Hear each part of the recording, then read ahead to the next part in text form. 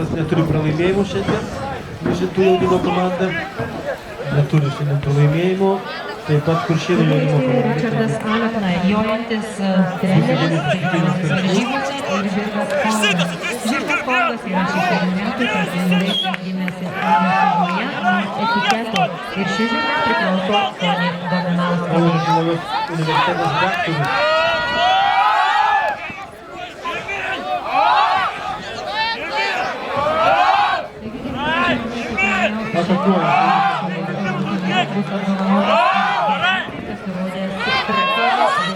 Žirgas, kadangi šios varžybos skirtos Trakėnų Vilniuje aprengė ir dėl to Kepuraitė turėjo atlikėjas vilki Kauno technologijos